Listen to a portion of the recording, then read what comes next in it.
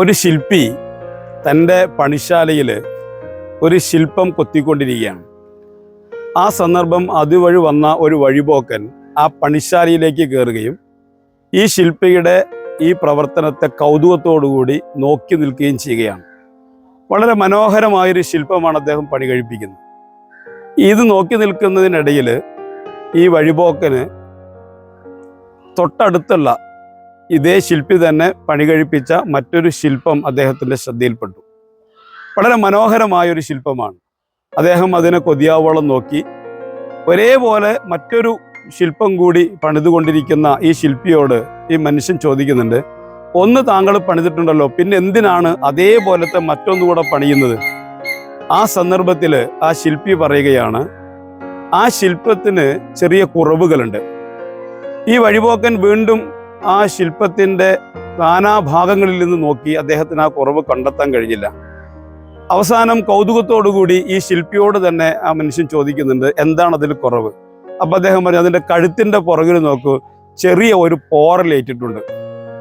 ഈ മനുഷ്യൻ പോയി സൂക്ഷിച്ചു നോക്കിയപ്പോഴാണ് ആ ശില്പത്തിൽ ആ കഴുത്തിൻ്റെ പുറകിലെ പോറൽ ശ്രദ്ധയിൽപ്പെട്ടത്. ഈ വഴിപോക്കൻ ആ ശില്പിയോട് പറയുകയാണ്, അത് ശ്രദ്ധയിൽപ്പെടുന്നില്ലല്ലോ, അത് കഴുത്തിൻ്റെ പുറകിലാണ് ആ ചെറിയ കുറവുള്ളത്, അത് ആരുടെയും ശ്രദ്ധയിൽപ്പെടുകയില്ല. മാത്രമല്ല, ഈ ശില്പത്തെ ഒരു പീഠത്തിൻ്റെ മുകളിലാണല്ലോ സ്ഥാപിക്കുന്നത്, അതുകൊണ്ട് ആരുടെയും ശ്രദ്ധയിൽപ്പെടാനൊരു സാധ്യതയുമില്ല എന്ന് പറഞ്ഞപ്പോൾ ഈ ശില്പി പറയുന്നത്, ആരും അത് കാണുന്നില്ലെങ്കിലും ഞാനത് കാണുന്നുണ്ടല്ലോ എന്നാണ്. നമ്മൾ ചെയ്യുന്ന ഏതൊരു പ്രവൃത്തിയും ആളുകൾ അതെങ്ങനെ നോക്കിക്കാണുന്നു എന്നതിനേക്കാൾ നമ്മുടെ പ്രവർത്തനങ്ങളെ സംബന്ധിച്ച് നമ്മൾ എങ്ങനെയാണ് നോക്കിക്കാണുന്നത്. അല്ലാഹു സുബ്ഹാനഹു വ തആല പറയുന്നത്, നിങ്ങളുടെ പ്രവർത്തനങ്ങൾ ഏറ്റവും കുറ്റമറ്റതാവുക എന്നുള്ളതാണ്. നിങ്ങളെ അല്ലാഹു സുബ്ഹാനഹു വ തആല സൃഷ്ടിക്കുകയും നിങ്ങളെ പരീക്ഷിക്കുകയും ചെയ്തുകൊണ്ടിരിക്കുന്നത് വലനബ്ലുവന്നകും അയ്യുക്കും അഹ്സനു അമല, നിങ്ങളിൽ ആരാണ് ഏറ്റവും ഇഹ്സാനോടുകൂടി ഏറ്റവും പെർഫെക്ഷനോടുകൂടി അമലുകൾ ചെയ്യുന്നത്.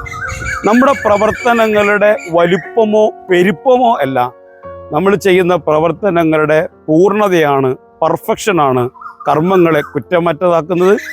പരിശുദ്ധ റമദാനിൽ നമ്മൾ നിർവഹിക്കുന്ന കർമ്മങ്ങൾ എല്ലാ അർത്ഥത്തിലും കുറ്റമറ്റതാകണം.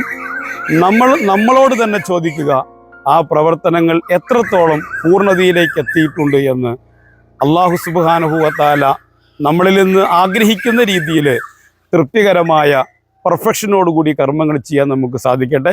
അസ്സലാമു അലൈക്കും വറഹ്മത്തുള്ളാഹി.